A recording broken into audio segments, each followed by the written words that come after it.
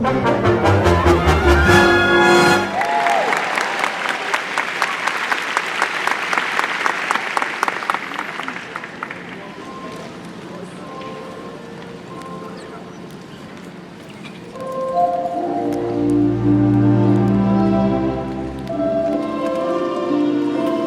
sounds pretty good. In fact, that's just the right spirit.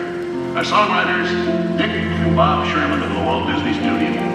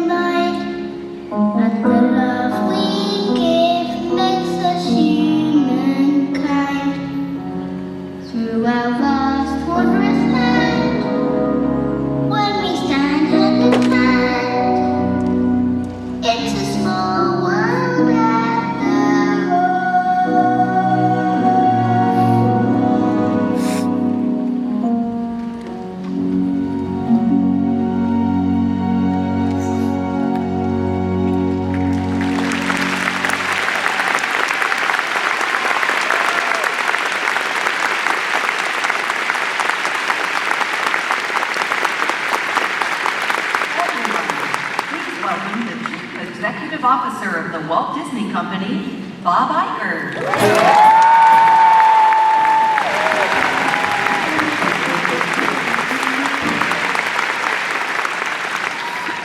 Good afternoon, everyone. Isn't that beautiful? Totally appropriate, too. It's a Small World has been such an important part of Disney's legacy for many years, dating all the way back to 1964, when Walt premiered a version of the attraction and that iconic song by Richard and Robert Sherman at the New York World's Fair. Now, I'll date myself a bit here. I was actually at that World's Fair as a kid in 1964. And yes, I was 13. I guess you could go to Wikipedia and find out how old I am,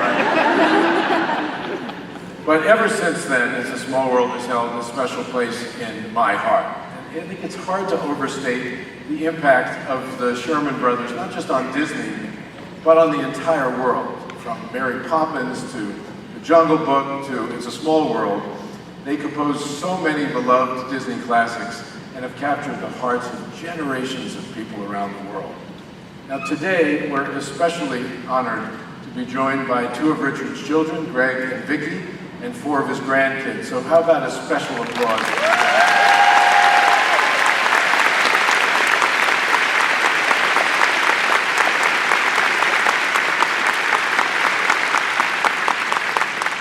Now, I know there are a lot of Disney experts here, and Sherman Brothers experts, and Small World experts, but if you thought something seemed different about the version of that song that you just heard at the end of the video, you were not just imagining things. A little over a year ago, summer of 2023, Richard came to my office for a meeting. He wanted to discuss a special surprise that he brought with him, that he wanted to give to me. Let me just say that there are moments in this job of mine at Disney that I'll remember for the rest of my life, but the one with Richard that day ranks pretty close to the top of memories of mine.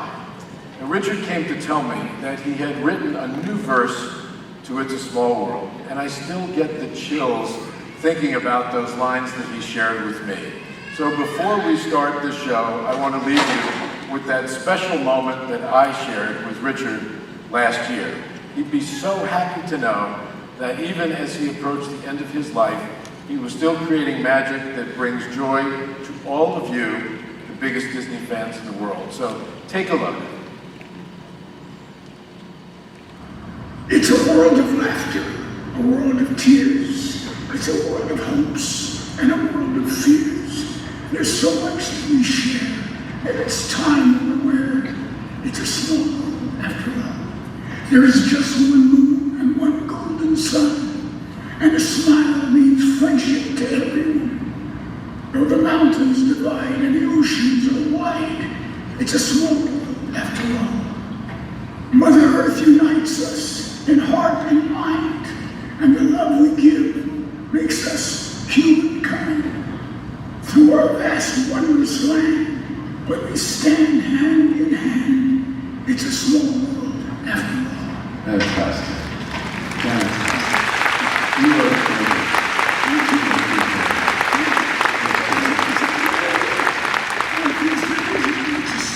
It's a special place. It's like a religion. I always felt so honored to be part of this organization that we have. My brother Bob and I, when we first started here, in 1960, we said, we're the luckiest guys in the world. They want us to write songs for them. Wow, I couldn't get over it. You know, I still feel that same thing. It's a big honor because don't forget Mickey and all those other guys. They're my family. quite a history.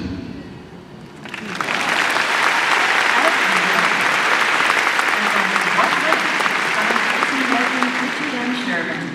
To explain, please welcome Broadway's original Mary Poppins, Ashley Brown.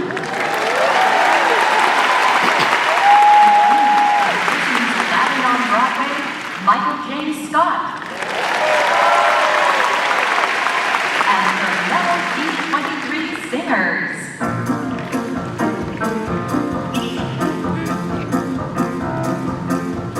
He's supercalifragilisticexpialidocious, even though the sound of it is something quite atrocious. If you say it loud enough, you'll always sound precocious. Supercalifragilisticexpialidocious. I'm little on the line. I'm little on the line. Because he was afraid to speak when I was just a lad. Me father gave me nose and twink and told me I was bad. But then the day I heard a word to say me ain't he knows. Nothing is worth you've never heard, and this is how it goes. Oh, supercalifragilisticexpialidocious. Even though the sound of it is something quite atrocious. If you say it loud enough, you'll always sound precocious. Supercalifragilisticexpialidocious.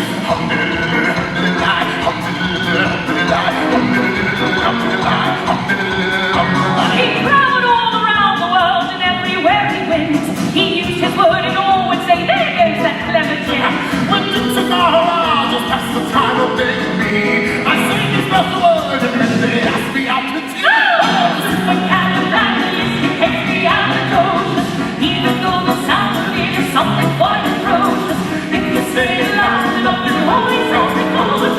Supercalifragilisticexpealadocious. Well, you know, of course, you can say it backwards, which is still pretty high. It makes it silly garfilly creepers, but that's taking it a bit too far, don't you think? Indubitably. So, when the cat's going to talk, there's no need for display. Just sum up this word and then you've got a lot to say. Be sure to use it carefully, or it may take your life. Yes? Now, me girl's me wife.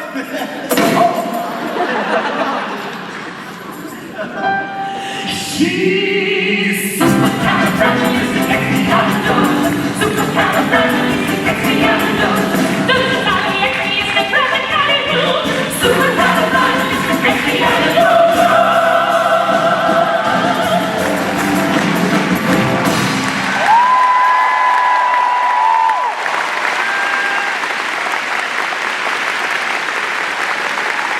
And now, please welcome our host, John Stamos.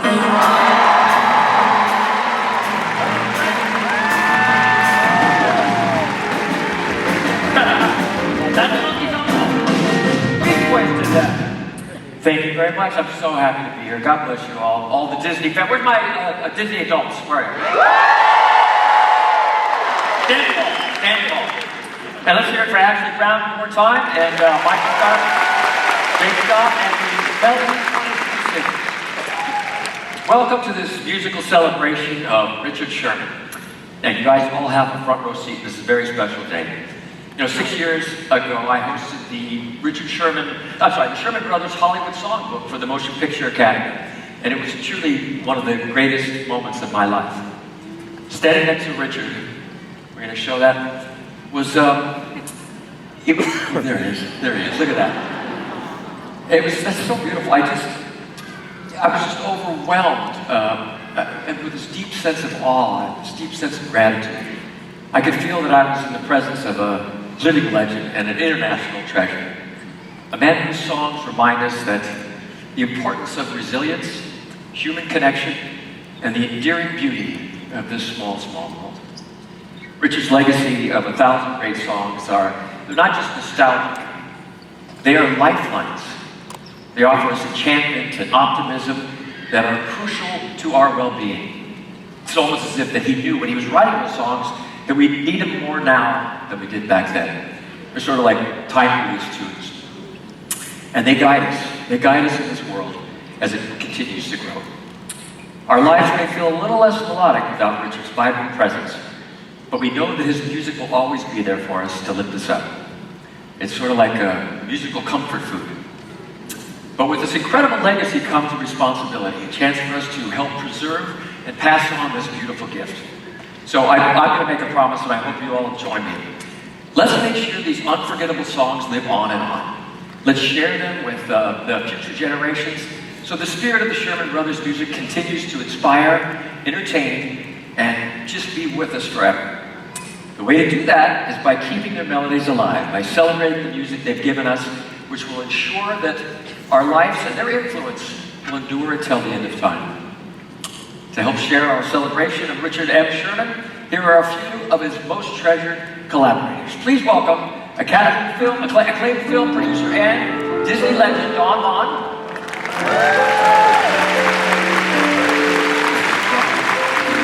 Once again, Broadway's original Mary Poppins, Ashley Brown.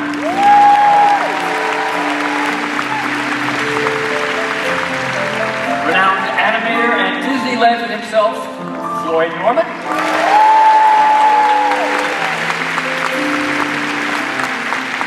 Favorite actor, digital Disney legend, Tony Baxter.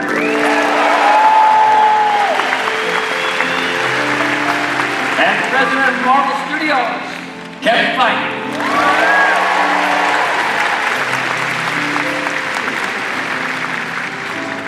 Please enjoy. Thank you, sir, and thank all of you. Please take your seats on the panel, and we are glad to be here sharing our stories and just memories about this dear guy. I ran into him first many years ago, but we did a special for PBS with Richard many years ago. And I called Ashley up and I said, we have to preserve this songbook. And the best thing about it is Richard's sitting at the piano and playing his own songs. And we did. We got Richard on a stage all day long, and he played through his songs. And Ashley, you sang with him. And that day was so profound and inspiring to me. And I learned a secret about Richard, and that's his wife, Elizabeth. Elizabeth's not here tonight with us, but she's going to see this, and I just want to send some love out to her, because if there's a Jiminy Cricket in his life, it's Elizabeth. So we love you, Elizabeth.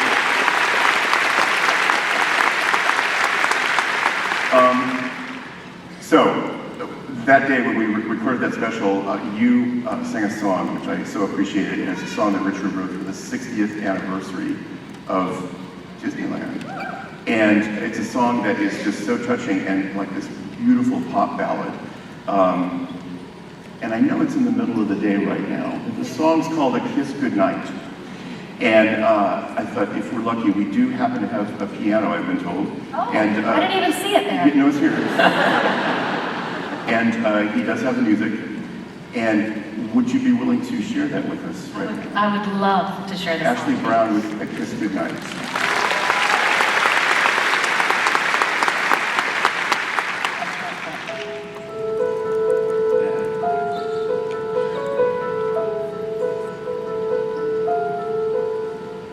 To the land of imagination, there's a wondrous magical door. No one knows where the door is hidden, yet we've all been there before. For within every heart lies a secret that reveals a mystery. And the secret is this: just a gentle kiss is the key. A kiss goodnight is the doorway to dreamland. A kiss goodnight, here's where memories begin. Just close your eyes and you'll see where your fantasies dwell. To your surprise, what a fabulous tale they tell. A kiss goodnight is the start of a journey so deep in your heart, where your memories shine. Oh, the joy and the wonder you feel on your magical flight begins with a kiss goodnight.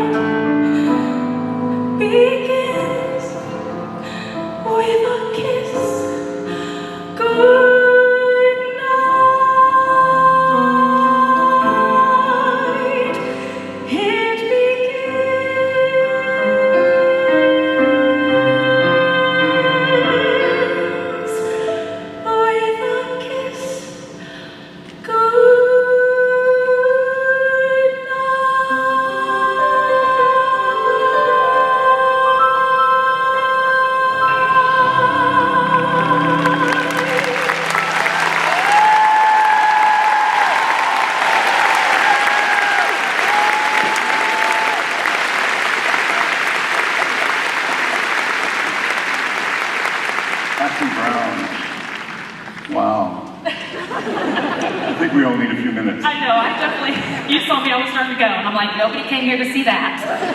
So I tried to keep it together, but he was so special, and I feel so, like all of us here, I feel so honored to know him, to have worked with him, to watch him sit down and play the piano, because it doesn't matter if it's the first time he played the song or the 1,000,000th time he played the song, the joy and the love of music and what he was creating just poured out of him, and it just made everybody want to try and be as good as he is. But you know, he always made everybody feel like the most talented person in the room, even though we all knew he was the most talented person in the room. Yeah. And that's such a gift, especially when I was creating the role of Mary Poppins, and as we all know, very big shoes to fill. And he gave me the honor of, you know, being able to create my Mary Poppins, and he gave me such freedom in that, and it's a gift that I will always be able to take with me, and I'm very thankful for that. Beautifully said.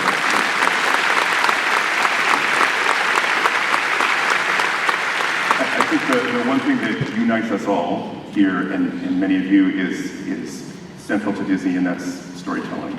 And to hear you sing, you are a storyteller that happens to sing. And that's what Richard was. He was a musician. He was a storyteller first, though.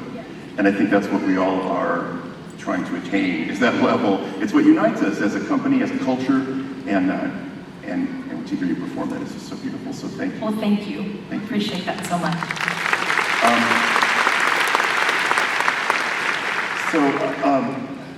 Tony, Disney legend Tony Baxter. Just casual. Yeah.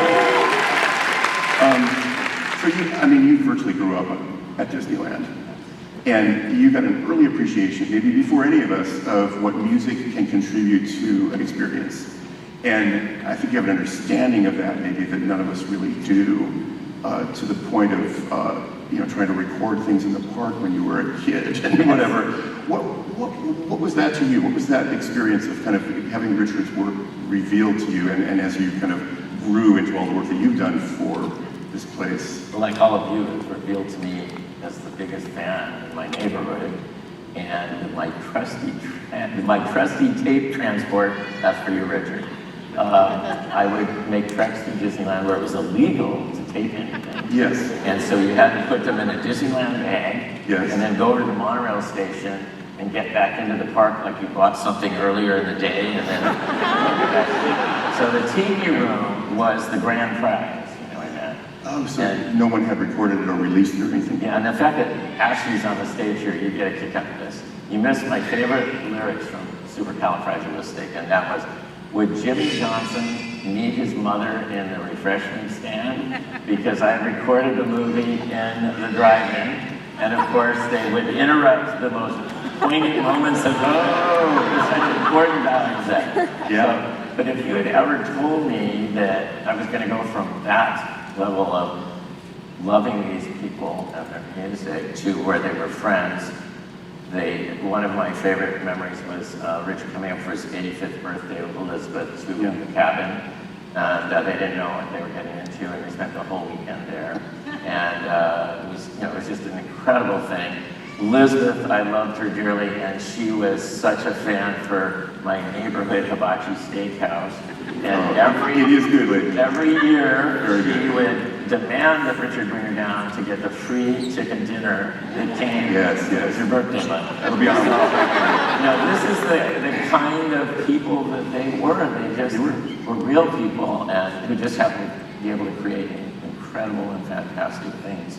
So for me to move from that kind of a relationship to where, taping the things and whatnot to the other. Right. So when we started on Epcot, which was going to be a major transformation, the call went out and said, anybody that you know that has done extraordinary work in your whole life, bring them in. We need them. We're going to need them. This is going to transform the world.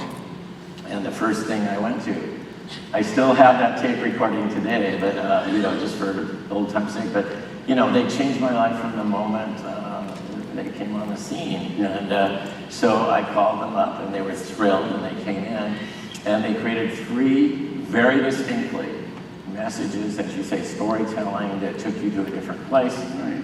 One was the Figment's world, and one little sparkle. and then taking us into the world of children and how they imagine things, which was Magic Journeys. Yeah. And then Kodak, who was our sponsor, was sitting there going, well, what about us? And they said, we'll do a third song if you'll create it for us. So they wrote Making Memories, which was the story of how cinematography has developed through time. And it became such a great piece that Disney came back to Kodak and said, can we license your piece of music to put it on the Epcot album, because everybody loved it. So that was the way they worked. They could create everything from something that was catchy and lives with us for a lifetime to things, as we know, that were poetically beautiful. And so I think for me, having that sort of experience is an incredible thing that I just can't ever imagine anybody feeling that same kind of place. Yeah, it's so extraordinary. Yeah. Did you bring any treats along for us today? Mm-hmm. Yeah? A treat? I don't know if I did or not. It just says on the teleprompter that you did. I did.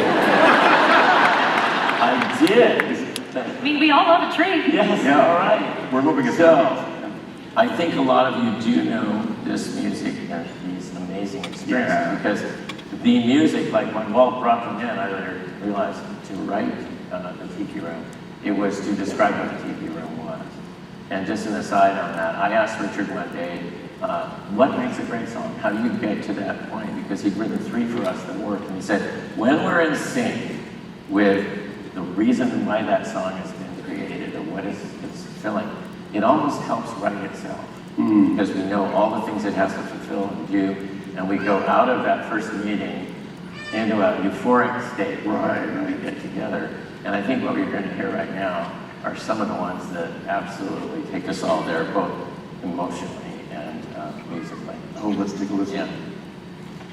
Wait! We forgot to wake up the Glee Club.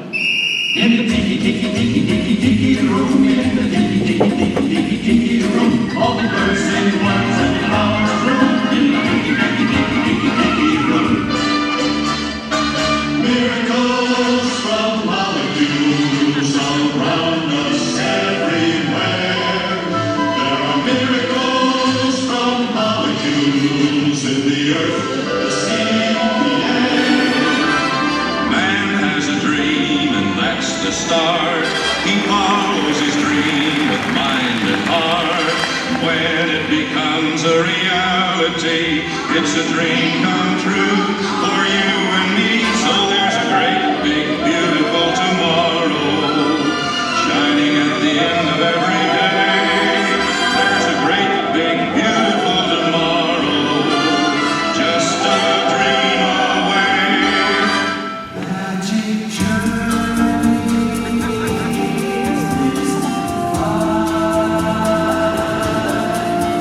On the wings of unexpected skies. One little spark of inspiration is a creation, right at the start. A dream that's new, with just a little spark, lights up for you.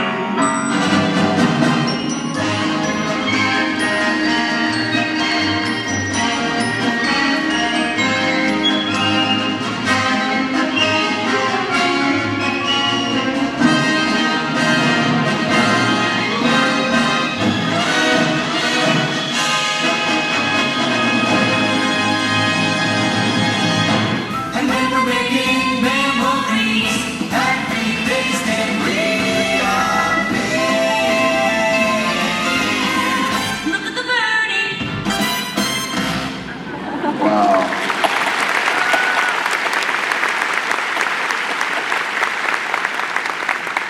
That's amazing. I think all that work is so, it takes us all back in time, but it was so groundbreaking what Walt was doing with them to put that kind of into experiences that the audience could have. Nobody else was doing that. And you take them home. It's the one souvenir you bring home with you. We certainly will be taking it to the whole world's home tonight. And thankfully so, because they are timeless. They're timeless. Kevin, I remember when you started working with Richard, I talked to him one day and he was so thrilled that you guys called him. and he was like beside himself because the body of work that you guys have done is stunning, but to be involved with it, it just made his day. What was that like? Well, that was before Disney bought Marvel. Yeah. That was, our body of work essentially consisted of Iron Man 1 at that point. Yeah. And It's something. Yes. And we were, Jon Favreau and I reached out to him to do a song for the Stark Expo in Iron Man 2. And John grew up across from Flushing Meadows, the World's Fairgrounds, and I was always, through Epcot primarily, obsessed with the history of the World's Fair. So it became the final action set piece for it. But we wanted it to be this authentic, real thing, and I said, we need a World's Fair 64 song. And I think it was Dave Jordan suggested, well, would you like to meet with Richard Sherman? And I thought, would he do that? Is that allowed? Would he be nice enough? And the answer is yes, of course. And we took him through sort of what the Stark Expo was about and Promising a Better Tomorrow, exactly like the World's Fair did. And he wrote a wonderful song for us that I kept stressing was not a parody. We did not want a parody song. We wanted a real song that would fit in as if he had written it in the 64-65 World's Fair. And he delivered an amazing song called Make Way for Tomorrow Today for us.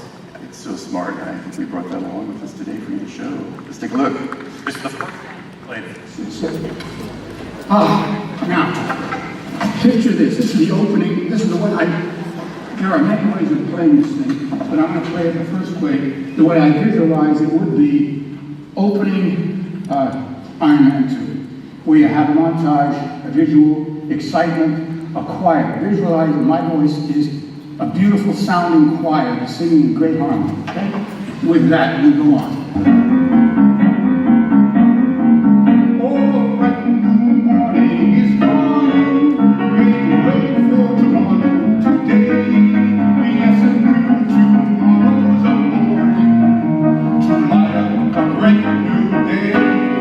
Oh, the future's brimming with promise, and that promise is there already. So keep your eyes on that shining horizon.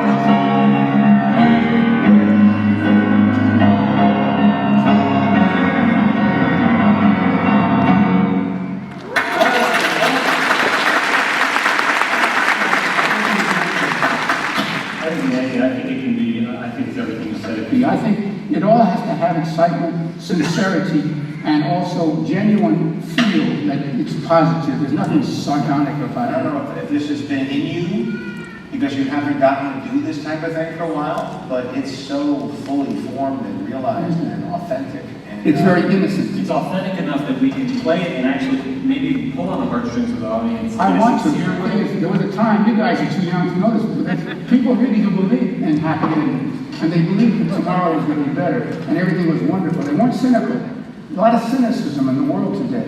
And I say, you have to believe tomorrow's going to be wonderful. That's the whole thing. It's a very positive bit. Would you like to hear it one more time? Sure, absolutely. Maybe I'll play without mistakes this time. I'm looking at Everything is achievable through technology. Better living, robust health, and for the first time in human history, the possibility of world peace.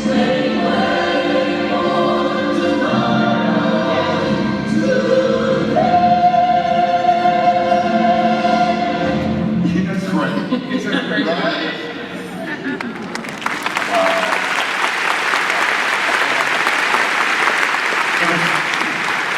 I just thought it was so nice of him to do this for us, because we were a bunch of just young goofy. Have you ever seen a goofier person just grinning?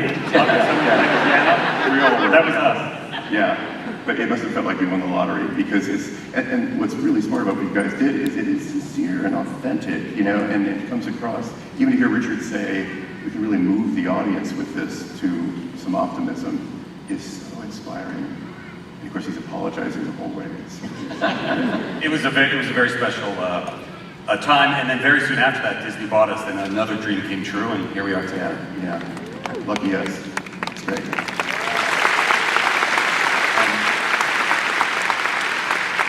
Disney legend Floyd Norman.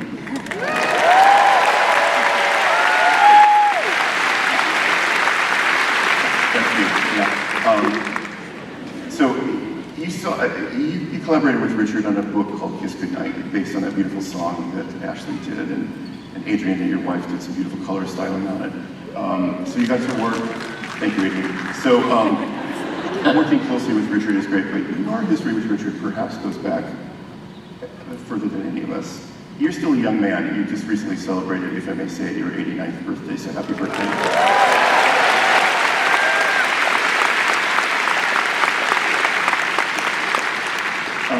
Walt pulled you up into the story rooms.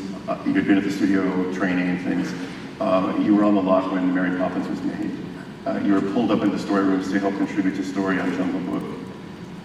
We are your humble audience. What was that like? Imagine having Richard Sherman write a song for you. Well, not really for me, it was really for Walt Disney. But I just storyboarded a sequence in the Jungle Book.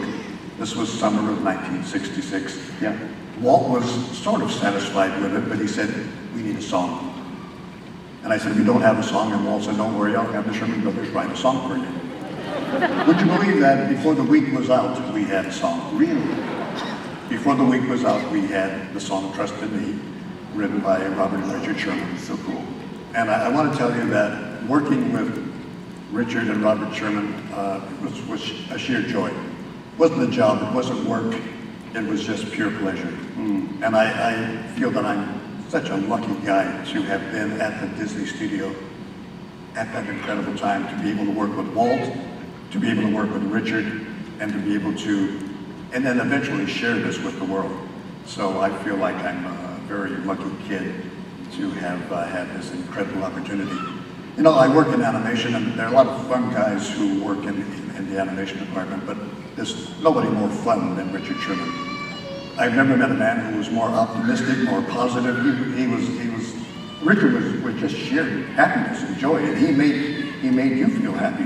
Yeah. So after a session with Richard, you came out of that just feeling really good, because he made you smile, he made you laugh, and eventually he made the world smile, and he made the world laugh. So that's Richard Sherman.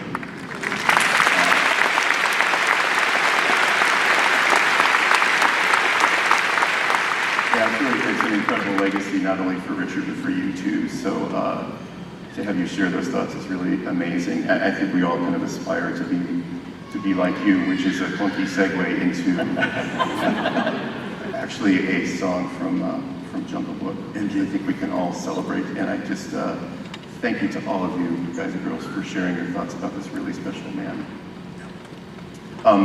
Let's get back on the stage. The amazing John Stamos, here he comes.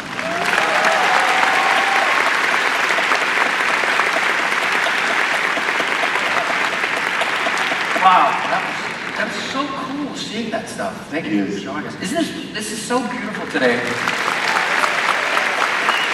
I love how you said being a Disney fan is like a religion, and I'll be the altar boy because I'm part of that. Okay, anyone out there in the front row, you might have, if you look on your seat, see if you have a banana that makes noise. Bob? Is he smiling? Grab it. It's like Oprah. You get a banana. Okay, good. We're going to do a little rhythm here. We're going to play a song. What I love also so much about the Sherman Brothers music is there's always sort of a deeper meaning underneath the surface. I love how this next song explores aspirations and belongings. And while we may admire qualities in others, it's important to treasure our own unique attributes. Can you guess what song it is? Hint? No. There you go, Jungle Book. Now let's get those shakers going. We'll get a little rhythm going. Maybe we'll get this next guy out to sing a song. So give it.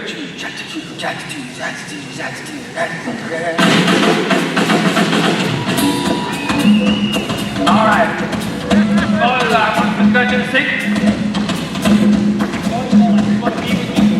And I have the perfect person to sing it because they're next about 15 pilot days and I want to be just like you. Ladies and gentlemen, give it up for my good buddy, singer-songwriter, Gary Chris!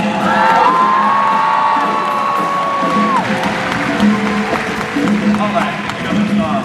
Now I'm the king, swinging low, jungle VIP. I reached the top and I had to stop and the rest was bothering me. I wanna be a man, cause it's so right. town and be just like the other band outside. Come on, get around. I want to be I want to walk like you, talk like you. You see through someone like me. Can't be someone like me. I think we can do a little call and response. We have some singers here today. We have some fans up here. We're gonna make this all. We got some singers up here. It's very easy. We'll call and response. All right, we'll count it our way. Well, who we Prima. We're gonna sing something like this. We sing, hey-oh. Yeah, yeah, yeah. Ooh, ooh, ah. Scooby-Doo-Bee. I wanna be like you. I said I wanna be like you. You let's go now. Don't try to keep me man up. I made a deal with you.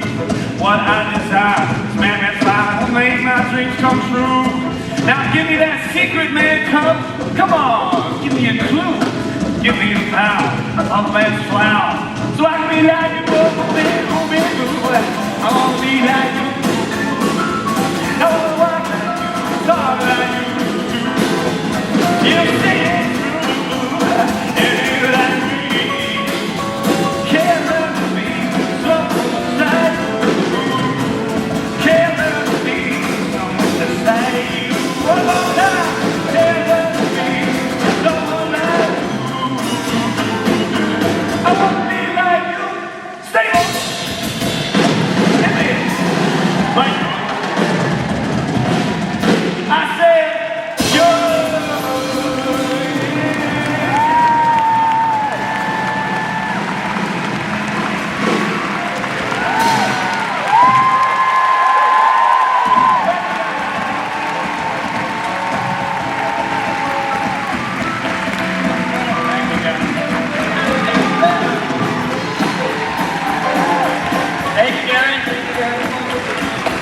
Just monkeying around.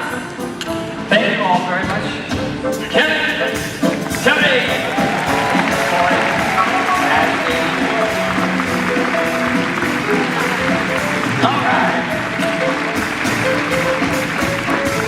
That's pretty fun. Here to share a little Sherman Brothers movie magic, please welcome renowned film historian, Darren. I'm trying to do a show out here. An author, historian, and also an author, Leonard Maltin, and his sidekick daughter from the popular film podcast, Jessie Maltin.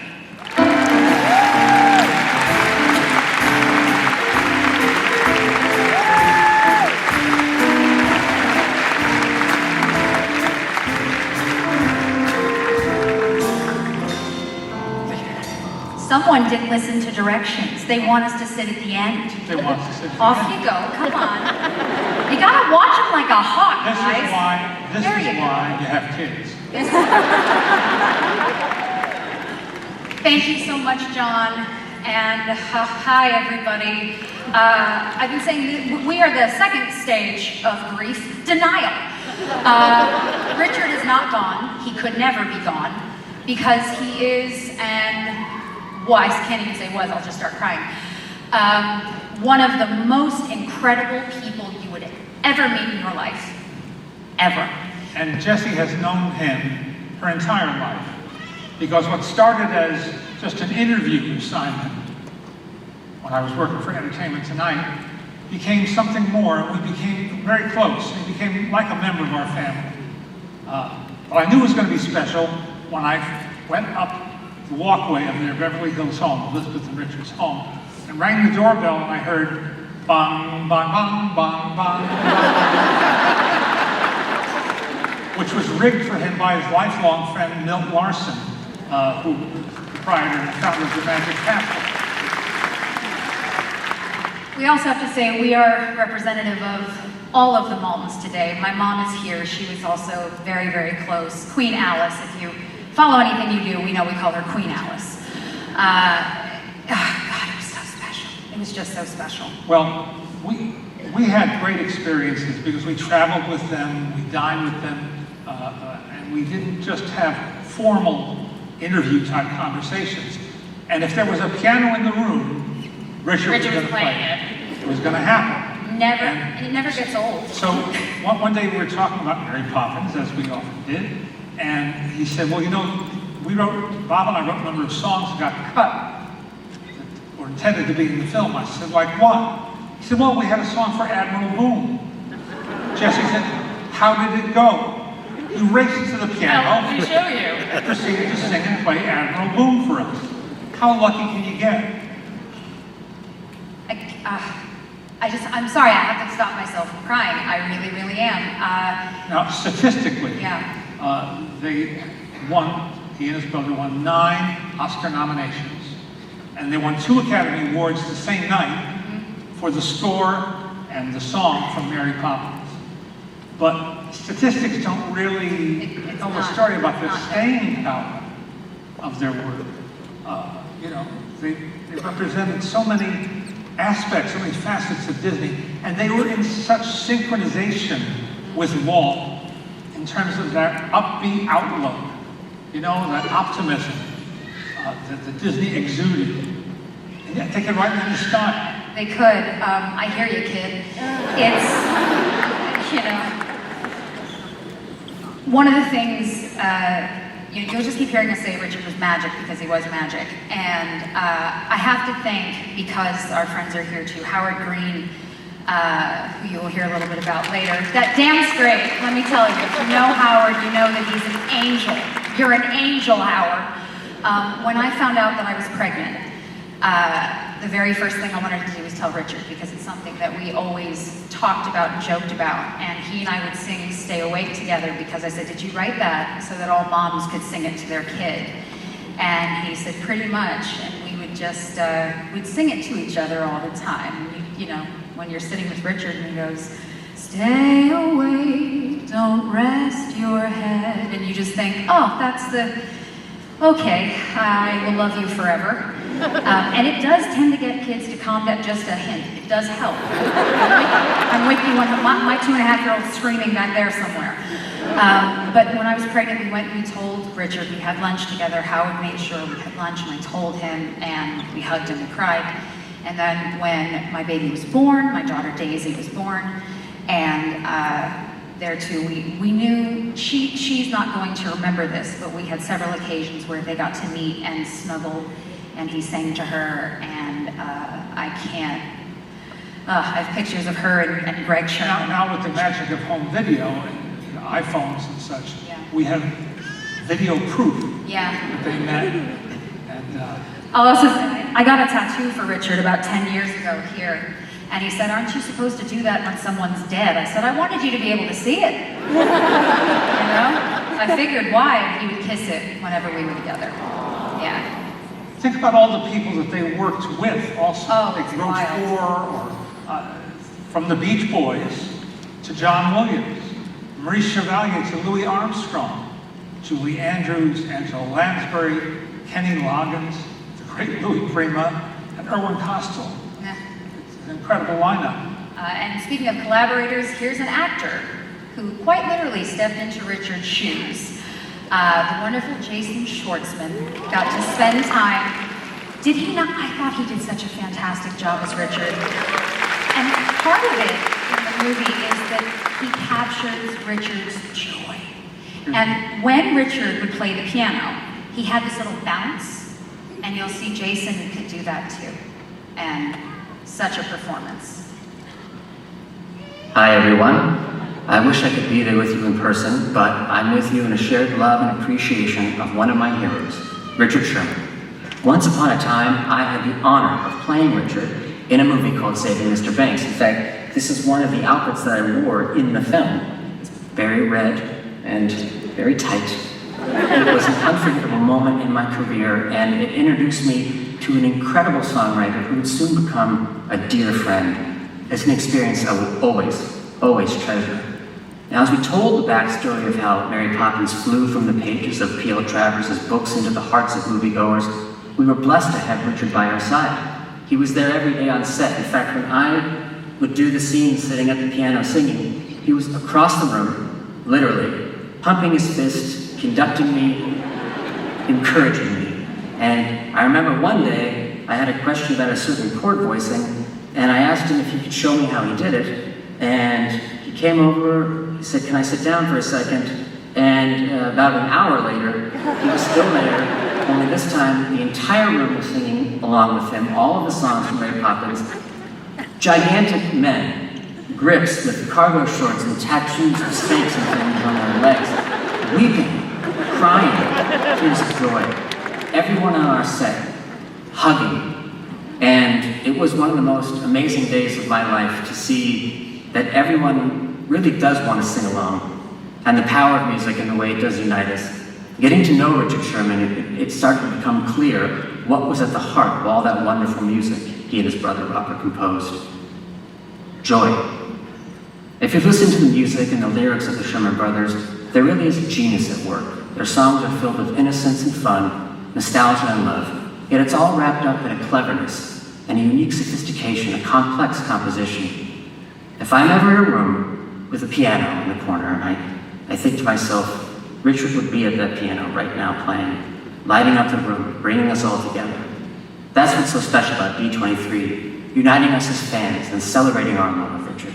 So as we celebrate the musical legacy of Richard and Robert, let's take a fond look back at some of our favorite Sherman Brothers songs from the Disney films, both live action and animated. I think you'll agree these two Disney legends composed the soundtrack of our lives.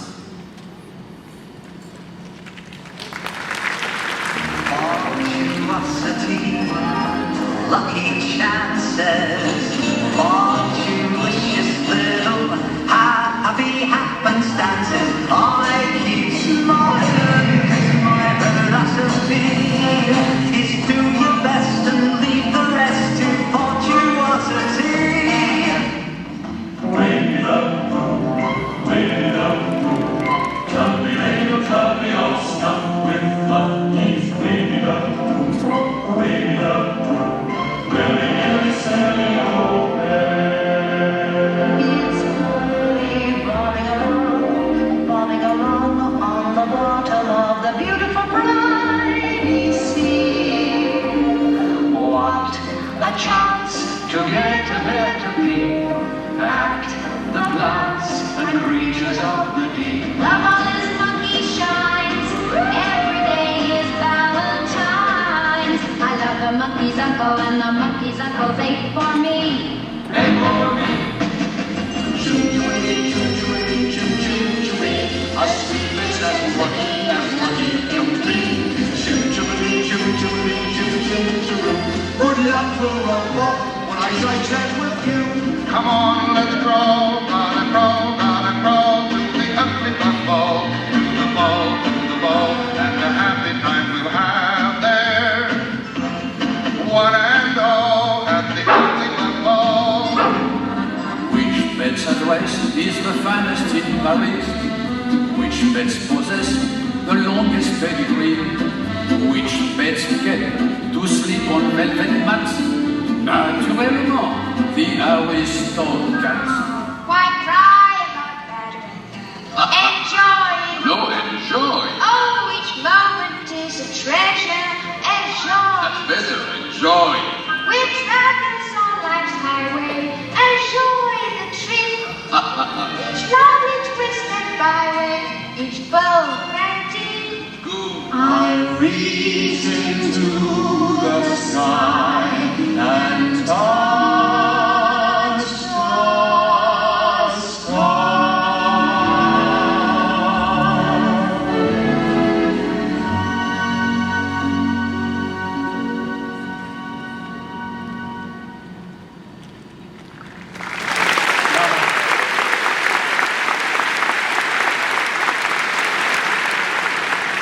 Great memories.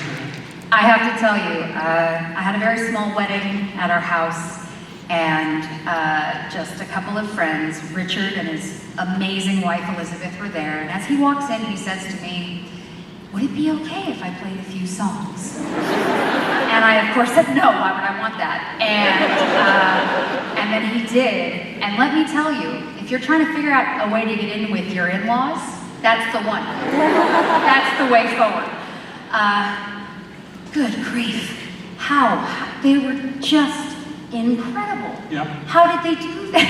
How did they do this? It knocks me out.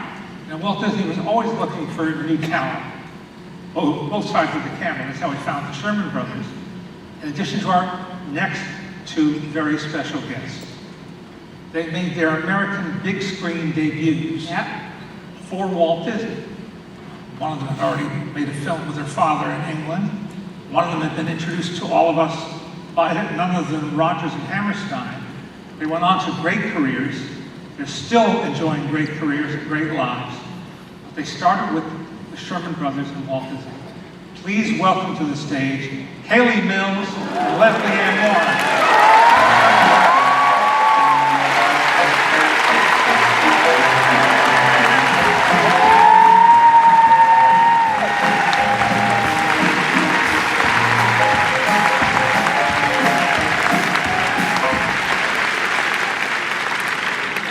My biggest frustration with Hayley is that she just keeps getting more and more beautiful, and it's rude. Give somebody else a chance. You are both about me. Lady, you are stunning all day. Don't even start with me, right? Can we get one more time? Because really...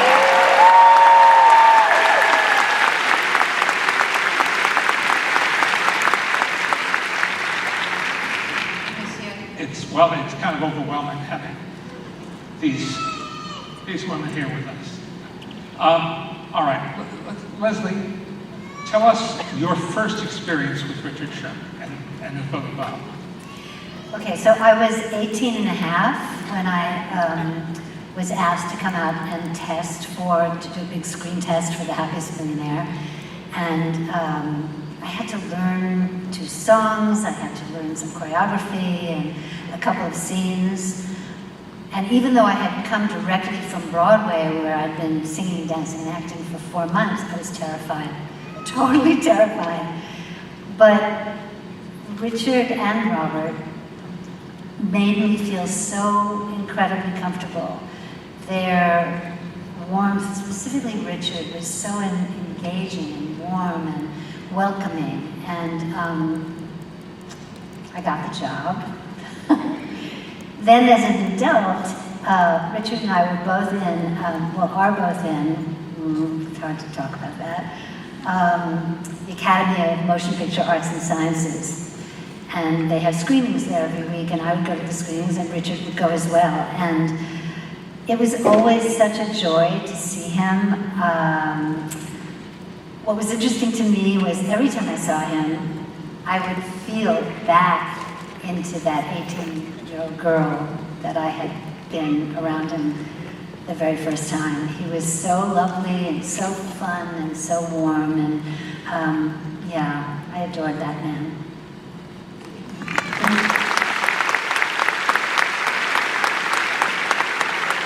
You also got to star in another musical, Disney musical, made right after Walt's passing. Yes. The one and only genuine original family band. Yes. Musicals were becoming something of a rarity, so it was special. Yes. You know, what are your memories of that experience? Well, it was a fantastic experience, and Kurt Russell played my younger brother, and Goldie Hawn played my competitive dance person in the movie, which was kind of interesting. But one of my favorite memories was a song called "The Happiest Girl Alive," which I got to sing in this exquisite field with all these horses running by me, and the character, she had just fallen in love with John Davidson, and he had written her a letter, and she was holding this letter to her heart after reading it, and it meant so much to her. And what I specifically remember about their music was, as an actor, they fulfilled your understanding, your need to understand what the character is feeling. Yeah? So that you felt supported, not just by the beautiful melody and song, lyrics, but you understood what the character was feeling, what she wanted, what was on her mind. And that was one of the greatest gifts of doing their music for me. And every song was in context. Yes. It was threaded into the movie. Yes, it's not just sort of plucked into the, Yeah. moves the story along. Hayley, you made 4 films for Walt Disney, and I will tell you, she has a memoir out now, and it's fantastic. She's only paying me a little bit of money to tell you that. But it's a beautiful memoir because it honors your life and Walt and everyone that you worked with and your incredible parents. I'm sorry, I had to. What do you remember about working with Richard on those films? Well, I first met Richard when I came over here from London to make The Parent Trap. And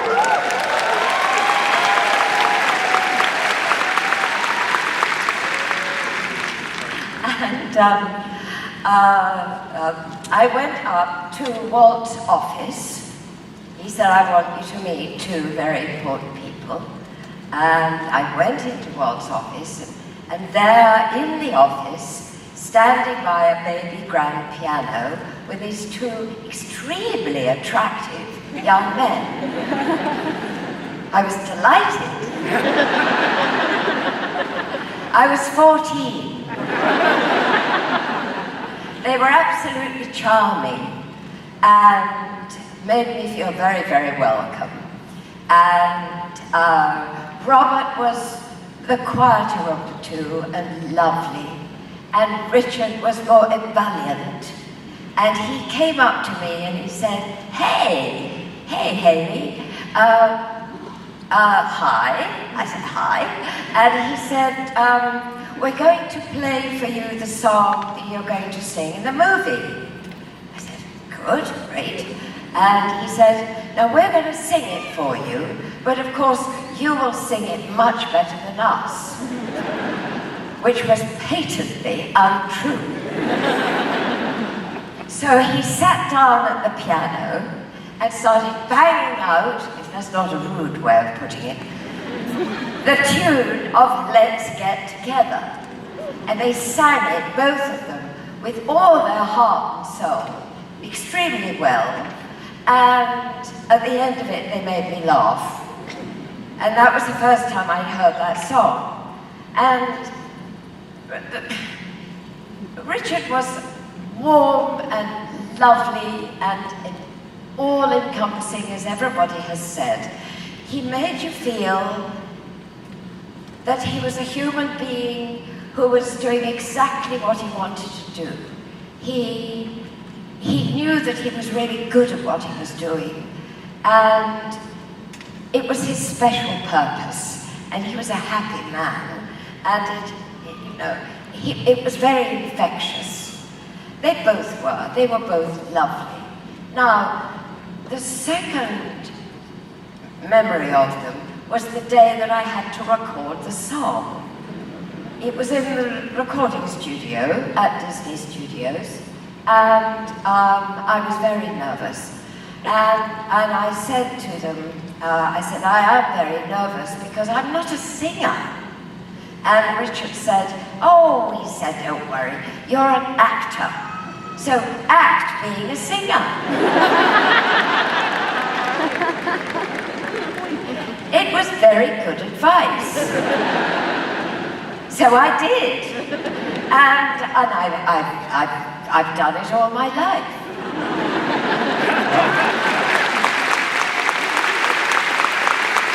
What a good actress you were, even at that age. Yeah. What? You acted a song. Yes, exactly. Well, it's like Leslie said, well, you do have to act songs, don't you? Mm-hmm. After all, you're expressing, the emotion of your character.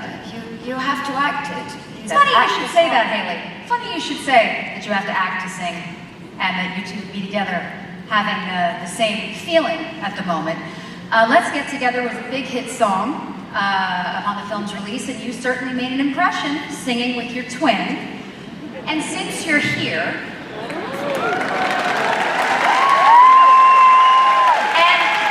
we happen to have a band, don't know where they came from, would you guys be willing to do just maybe Hayley a couple of bars of Let's Get Together?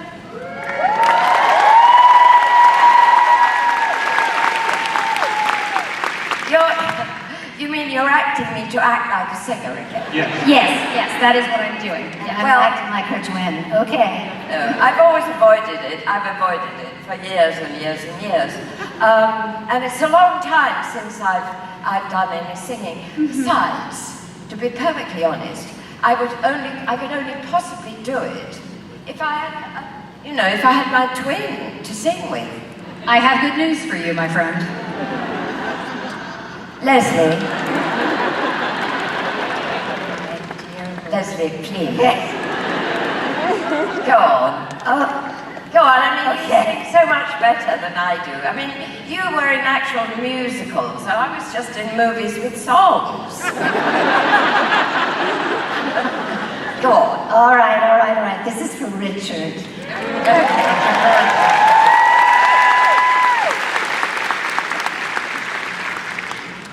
Okay, all right. Let's get together, yeah. Why don't you and I combine? Let's get together, what do you say? We can have a swinging time. We'll be a crazy team. Right over there, legacies. Together, Let's get together, yeah. Think of all that we could share. Let's get together every day, every way and everywhere. And though we haven't got a lot, we could be sharing what we got together. oh, I really think you're swell, we really bring the melody. And if you stick with me, nothing could be great to say, hey, alligator.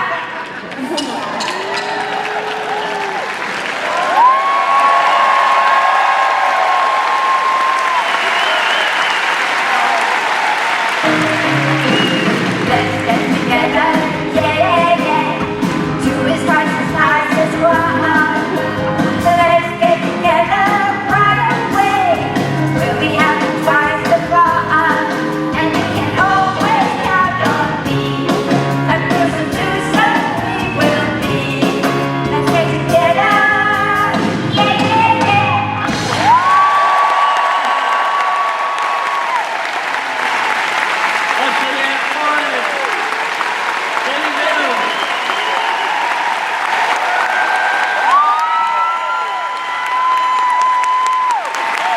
Acting like a singer. Thank you, Leonard and Jessie.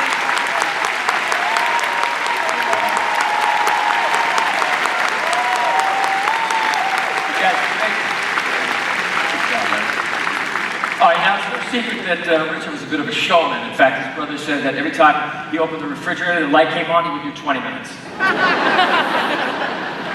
Not that long ago, I received an email from a very special young man. It was Richard's son. And I wanted to share with you what he wrote to me. He said, I'm delighted with hosting Dad's D23 event. I loved how you did his 90th, and I thought you'd be doing it for his son. It won't be the same without his 1,000-watt smile, but it's a chance for the Disney faithful to say a proper goodbye to my all-time favorite human. Now, to honor that sentiment, please welcome Greg Sherman to share his dad's 1,000-watt smile with us all. Ladies and gentlemen, Gregory Sherman.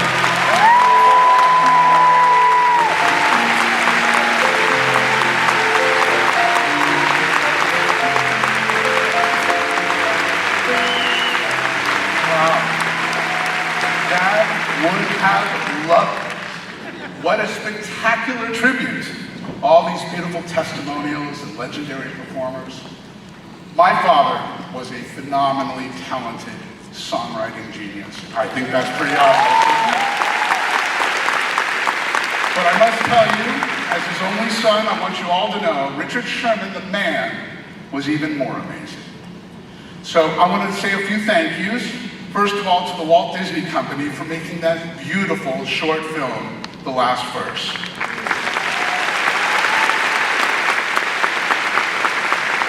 And as you all saw my dad tell Bob Iger, Disney was family to him. So to all of you here who provided my father with your boundless joy whenever he appeared everywhere, Disneyland, Disney Cruises, or right here at D23, he felt your love and he poured your positivity into everything he did. So thank you, Disney faithful, for making my dad's life truly magical. Really.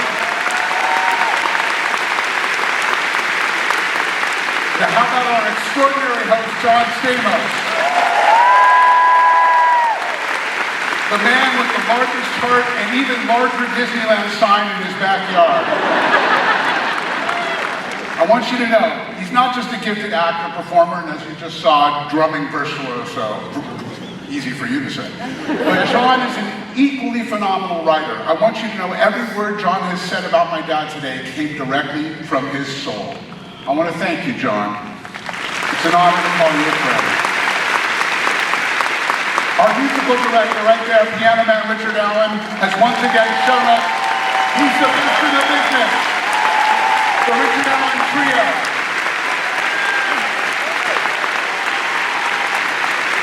Now, I gotta say, my family's truly touched by all these wonderful friends and colleagues who have given us so much to remember him by. And especially to the performers, Michael, Darren, and the beautiful Ashley, thank you for sharing your spectacular voices and immense talent. But lastly, to those two gorgeous icons, Leslie and Hayley, you know how much my dad loves you. So do I. I just want to briefly say, you know who never gets recognition? The incredible talents who work tirelessly behind the scenes to create these magical events. Now, this one was obviously not planned, had to be thrown together last minute, so let's please join me in applauding everyone at D23 for making this event happen.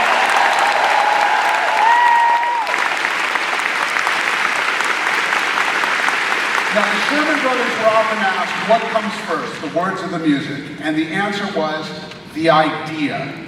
So when my cousin Jeff and I produced and directed the film called The Boys, a documentary about our dads, we learned quite a lot about the ideas that ignited so many of their unforgettable songs. After the success of Mary Poppins, producer Cubby Broccoli, who owned the rights to all the Ian Fleming James Bond novels, wanted to make his own Mary Poppins, using Ian Fleming's only child book, Chitty Chitty Bang Bang. So Cubby asked Walt's permission to use everybody associated with Mary Poppins.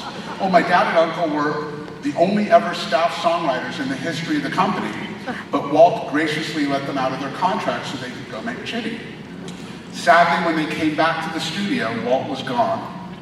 And Dad told me recently, Walt was our barometer. When we demonstrated a song for him, we were playing it for the millions because Walt held the world's pulse. Walt Disney was the Sherman brothers' greatest inspiration. They always tried to do a little better than they thought they could just to please the boss. But without him, now what? So one of the assignments they came back to do was bed knobs and broomsticks. And remember that? So the idea behind the next song came directly from the way they were feeling without Walt there. How do you spark imagination when you lose your biggest inspiration? Something my family and I are experiencing every day. But the Sherman brothers, they found a solution. And to sing the Academy Award-nominated song, The Age of Not Believing, it is my distinct privilege and honor to introduce Richard Sherman's granddaughter, my beautiful niece, Mandy Rose Wolfe.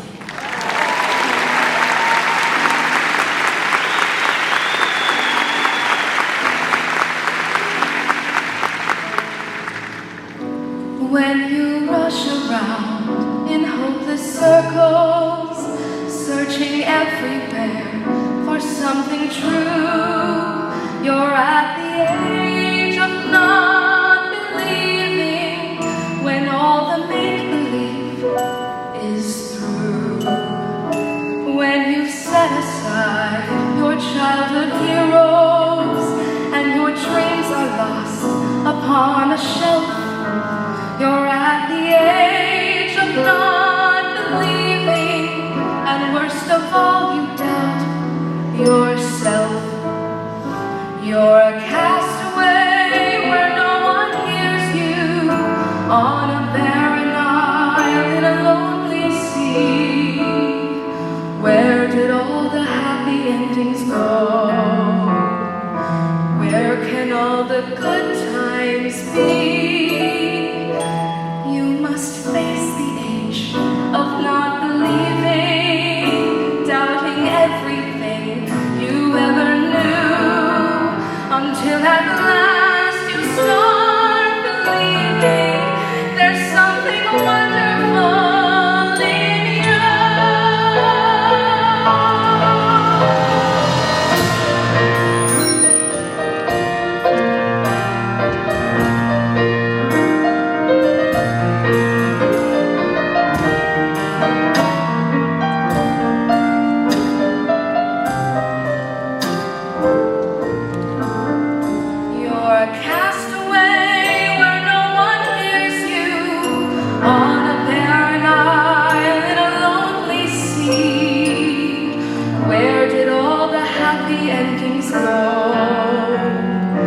Where can all the good times be?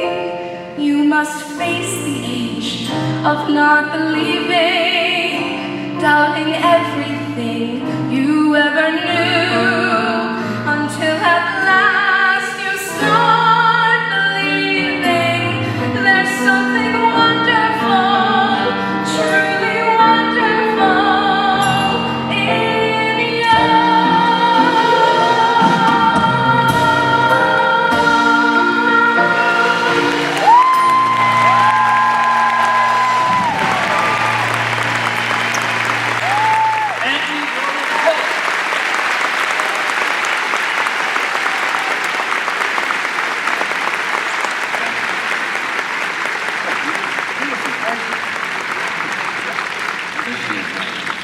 Before we continue, I have a really cool, super little secret to share with you. A few years ago, Richard spent an afternoon sitting at a Yamaha Disclaimer piano inside the Walt Disney archives. Now, it's a special piano that records and plays back a pianist's keystrokes. So as you came in today, you may have noticed the piano was playing some Sherman Brothers songs. Guess what? That was Richard playing. Isn't that cool?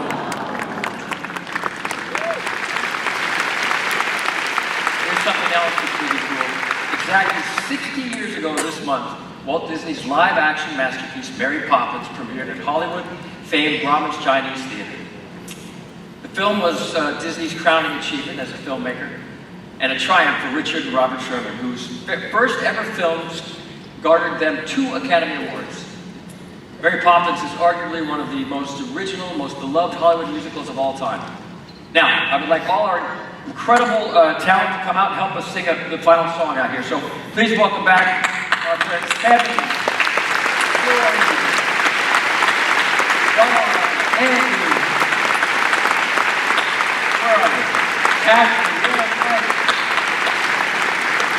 Hey, Derek, good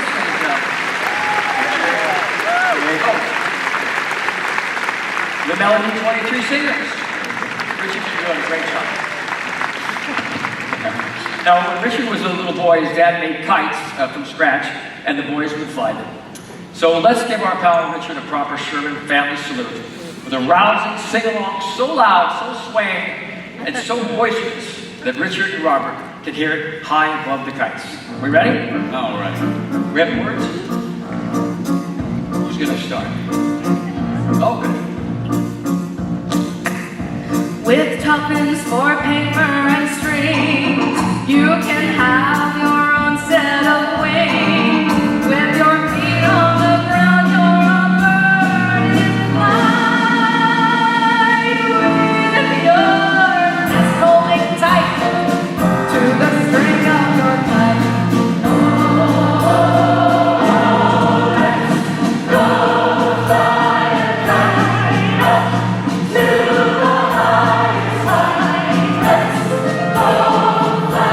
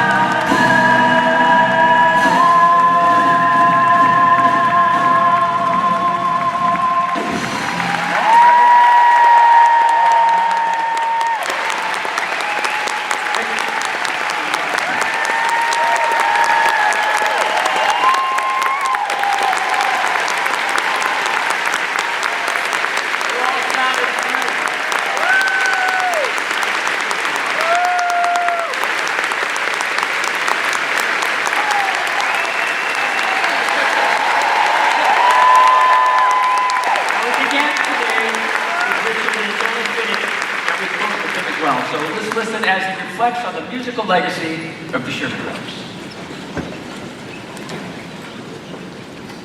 I hope the legacy of my music is the fact that they start making singable songs again, where people like to just listen to them and hear them again.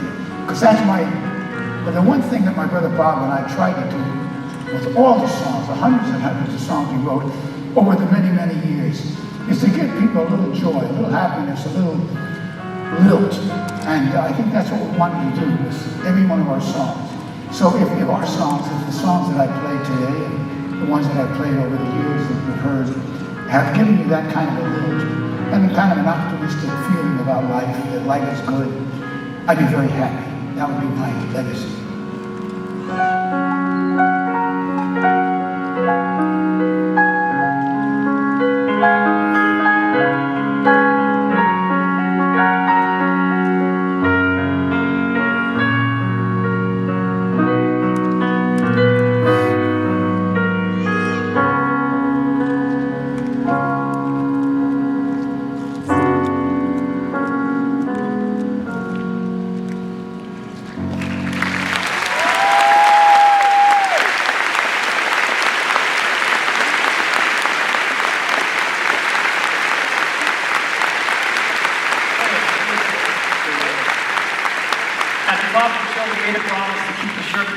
Legacy alive, didn't we? So on your way out, enjoy listening to Richard playing those wonderful songs. And remember to sing your favorite Sherman tune tonight to a loved one. Thank you all. God bless. Good night.